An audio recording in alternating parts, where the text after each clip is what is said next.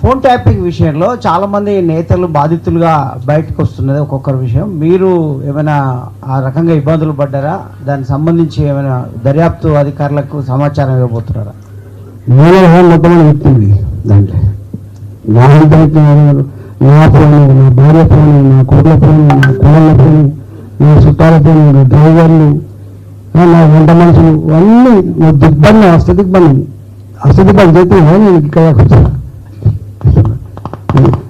నేను ఒక మాట అంటున్నా, ప్రజలకు తెలియాలి కాబట్టి అంటున్నా.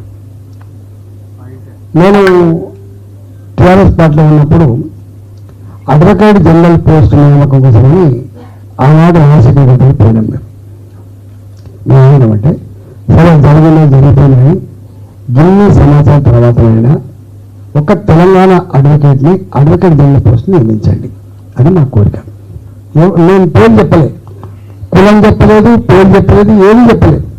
మీకు నచ్చిన ఆ కెపాసిటీ ఉన్న, మీకు లాలుగా ఉండే నమ్మకస్తుల్ని పెట్టుకో అని చెప్పాను.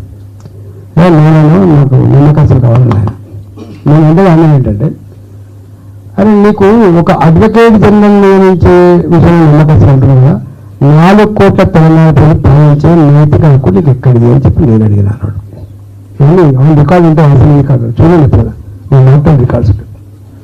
నేను కూడా ముఖ్యమంత్రిగా పాత ముఖ్యమంత్రిగా ఏంటంటే, అరే 4 కోట్ల మందిలో 17 మంది మంత్రులు, 4 కోట్ల మంది ఎంతమంది మంత్రులు తెలంగాణ? 17 మంది మంత్రులు. ఈ 17 మంది మీద కూడా మీకు నమ్మకం లేకపోతే మీరు ఎట్లా వస్తారు ఈ రాష్ట్రాన్ని? జరుగుతున్నా కూడా మళ్ళా అంటే సాడ్ పార్ట్ ఆఫ్ డెమోక్రసీ, ఇది మంచిది కాదు. రకరకాల పద్ధతి చేసుకో, బాగా ఫోన్లు కూడా ట్రాప్ చేస్తాయి.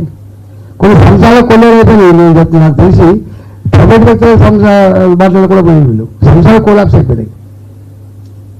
సో రెండోది, సరే ప్రభుత్వ పరంగా సంఘ విద్రోహ శక్తుల ఫోన్ ట్యాప్ చేసులు అదొక ఆస్పెక్ట్, కానీ ప్రైవేట్లో మిషన్ తెచ్చిపెట్టి ప్రైవేట్లో సంభాషణ ఏంటనే మాట ఇది అత్యంత ప్రమాదకరమైనది. ఇది ప్రమాదకరమైనది. దీని మీద సమగ్రమైన చర్చ జరగాలని కోరుకుంటున్నా, సమగ్రమైన చర్చ జరగాలని కోరుకుంటున్నా. ఇట్లాంటిది మళ్ళీ పునరావృతం కాకుండా చేయాలని కూడా విజ్ఞప్తి చేస్తున్నాను.